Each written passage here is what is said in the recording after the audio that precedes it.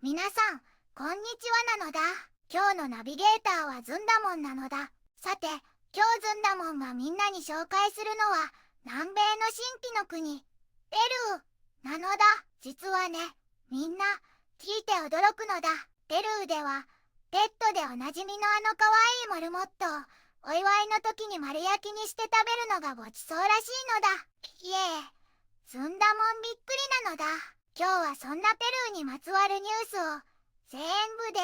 5つお届けするのだ。中でも特に注目なのが2つ目のニュースなのだ。ペルーとボリビアにおける真の民主主義の永続こそが重要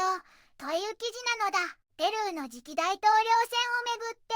ボリビアの選挙と比べられたり、過去の政治危機が繰り返されるんじゃないかって心配されてるみたい。ペルーは2016年にも激しい対立でひどい政治危機に陥った経験があるから、今回も同じ過ちを繰り返さないか、そしてボリビアが安定した政治を築けるのか、まだわからない状況なんだって。どちらの国にとっても、過去のやり方が模範になるわけじゃないって。一番大切なのは、分断や対立じゃなくて、お互いに合意して協力し合うことで、本物の民主主義が長く続くことなのだ。ずんだもん、この話、すっごく気になるのだ。この動画が面白かったら、高評価とチャンネル登録、よろしくなのだ。さあ、みんなで一緒に、ペルーの今を深掘りしていくのだ。皆さん、こんにちは。今日は南米大陸に位置する、歴史と自然が息づく魅力的な国、ペルーをご紹介するのだ。ペルーは南米の西海岸に広がり、雄大な太平洋とアンデス山脈が特徴的なのだ。広大な砂漠からアマゾンの熱帯雨林まで多様な生態系を持つなのだ。首都は美しいコロニアル建築と現代的な街並みが融合するリマなのだ。この国はかつて壮麗なインカ帝国の中心として栄えた歴史を持つなのだ。16世紀にスペインの支配下に入り、植民地時代を経て1821年に独立を達成したのだ。現在は共和制を採用する民主主義国家なのだ。人口はおよそ3300万人で、アンデスの先住民文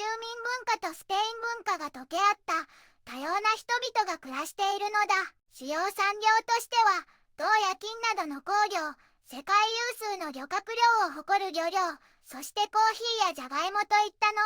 産物が挙げられるのだ。そして何と言っても外せないのが世界遺産マチュピチュを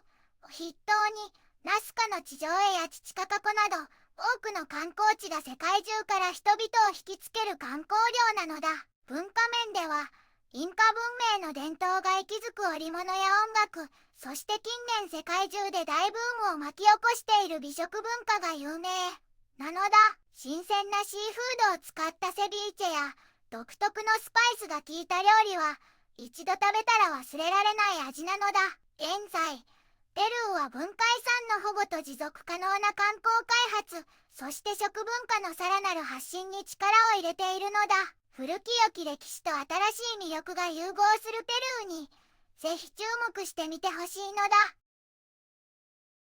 一つ目のニュースなのだ。スダメリカーナでのアリアンサの今後、対戦相手はいつ決まる？クラブ、インティモの立場という記事なのだ。アリエンサ、リマがコパ、スダメリカーナの準々決勝に進んだのは嬉しいことなのだ。でも、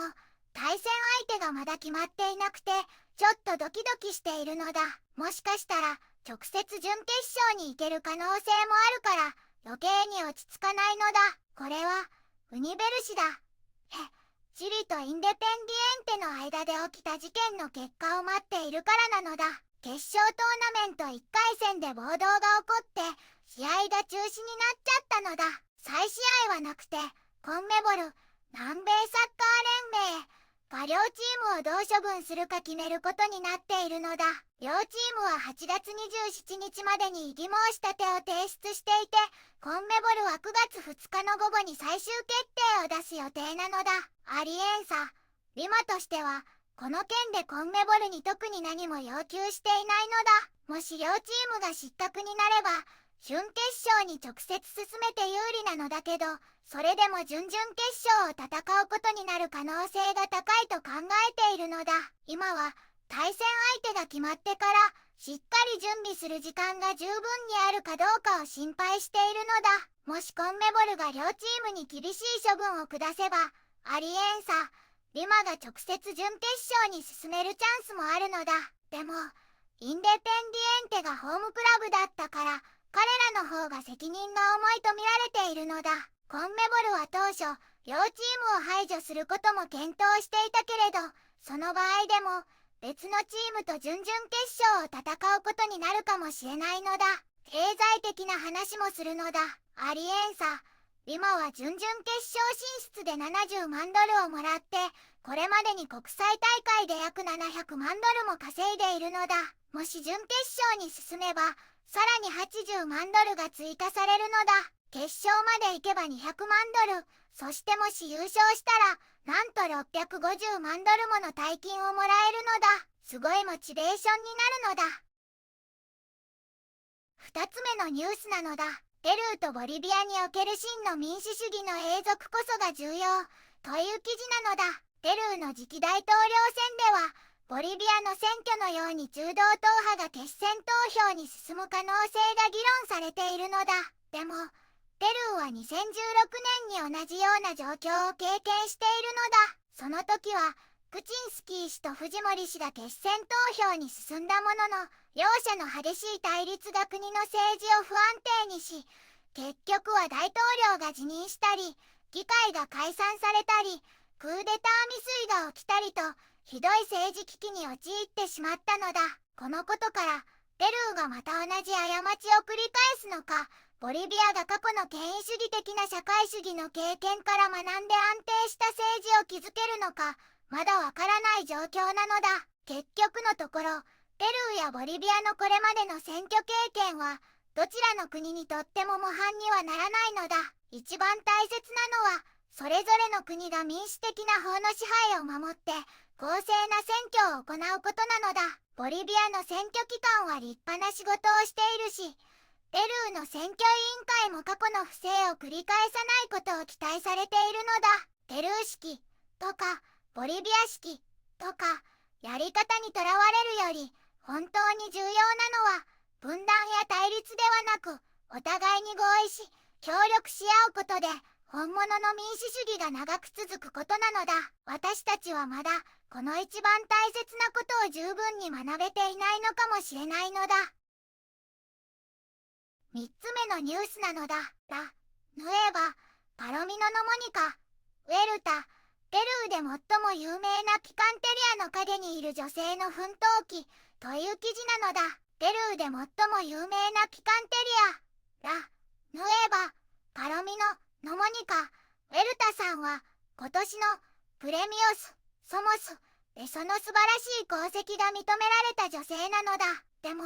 彼女は最初料理が大嫌いだったのだ。お母さんのイルマさんがピカンテリアの伝統を守ろうとする姿に幼いモニカさんは反発していたのだ。そんな彼女がある日突然母親からピカンテリアの未来を託されることになったのだ。お母さんが不治の病と診断され、モニカさんに6年間は店を閉めないと誓わせたのだ。この誓いはおばあちゃんやひいおばあちゃんも同じようにしてきた家族に代々受け継がれるものだと知って、モニカさんは深く心を動かされたのだ。料理の経験がないモニカさんは親戚のおばさんたちに赤とからかわれながらも涙を流しながら料理の基本を学んだのだ。特に重い石のすり鉢、バタ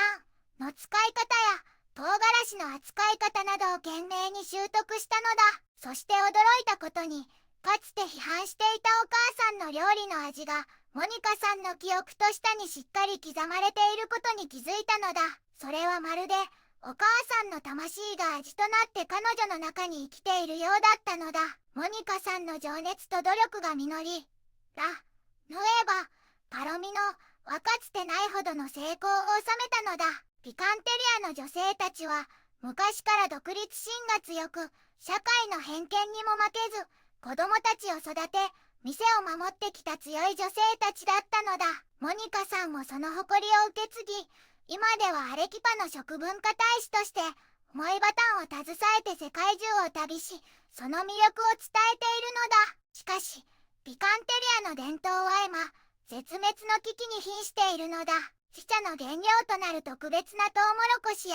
川エビの減少など食文化を支える要素が失われつつあるのだ。モニカさんはこの貴重な文化が消えてしまわないようペルー文化省に対しユネスコの世界遺産登録を急いでほしいと強く訴えているのだ。長きにわたり受け継がれてきたこの食文化を未来へつないでいくことが彼女の使命なのだ。4つ目のニュースなのだ。ソモス賞2025投票者抽選当選者決定という記事なのだ。ペルーの食文化を祝うプレミオスソモス2025ついに投票者向け抽選の当選者が決まったのだ。ペルーコメルシオとネスプレッソが共同で開催したこのグルメコンテストはペルー料理の素晴らしさを称えるためのイベントなのだ。たくさんの人が投票に参加して自分のお気に入りを応援してくれたのだ。そしてこの抽選で幸運をつかんだのはリマに住む購読者のフェルナンド・リオスさんなのだ。おめでとうございますなのだ。フェルナンドさんにはネスプレッソの特別なキットがプレゼントされるのだ。このキットにはおしゃれなネスプレッソ、エッセンサ、ミニ、ブラック、コーヒーメーカー、厳選された2種類のコーヒー、7種類の香りを楽しめるカプセルセット、インセット、それから限定デザインのトートバッグが含まれているのだ。これは参加してくれた購読者さんへの感謝を込めたペルコメルシオとネスプレッソからの贈り物なのだ。プレミオスソモスはペルー国内の素晴らしいレストランやシェフ、革新的な料理の数々を紹介する大切な場所なのだ。投票に参加すれば自分の選んだお店や料理が注目されるだけでなく、ペルコメルシオの購読者限定の特別な体験や商品を手に入れるチャンスもあるのだ。第3回目となった今回はなんと5万2千人以上もの人が投票に参加してくれたのだ。そして39ものカテゴリーで最高の料理が選ばれたのだ。次回のプレミオスソモスもきっとたくさんのサプライズと美味しい発見があるはずなのだ。今から楽しみにしていてほしいのだ。5つ目のニュースなのだ。2025年ペルー公演フィト、カエス、イル、ギーブオ、タニー、オーシャン、シェリー、リベラなど日程、会場、チケットという記事なのだ。ねえ、みんなペルーのエンタメ情報なのだ。2025年のペルーではすごいコンサートの予定がたくさんあるみたいなのだ。シャキーラやスティング、アラニス、モリセット、グリーン、ペイ、チャヤンネといったビッグネームたちが登場するって言ってるのだ。他にもたくさんのアーティストが来ることになっているのだよ。この情報源は ELCOMERCIO DER の LUCES っていうセクションで発表されているのだ。コンサートの日程や場所、そしてチケットの詳しい情報なんかも載っているみたいだから、ファンのみんなはぜひチェックしてみてほしいのだ。これは2025年がペルーで音楽の年になりそうってことなのだ。今からとっても楽しみなのだ。ペルーの歴史、自然、美食、そして現代のニュースまで盛りだくさんだったのだ。サッカーの活躍、食文化の継承、エンタメのにぎわい、そして民主主義への願い、多面的な魅力を持つ素敵な国なのだ。古き良き歴史と新しい魅力が融合するペルーに、これからもずんだもんと一緒に注目してほしいのだ。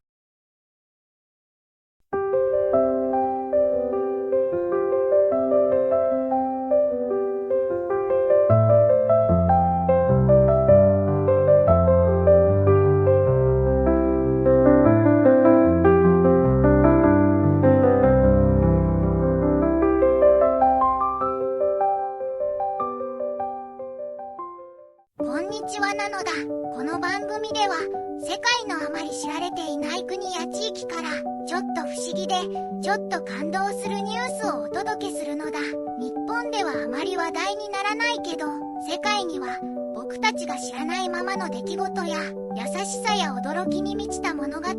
くさんあるのだよ。テレビでもネットでもあまり見かけない。けれど本当はもっと伝えられるべき小さな世界の声。そんな声を僕と一緒に見つけに行くのだ。さあ、一緒に知られざる世界の旅を始めるのだ。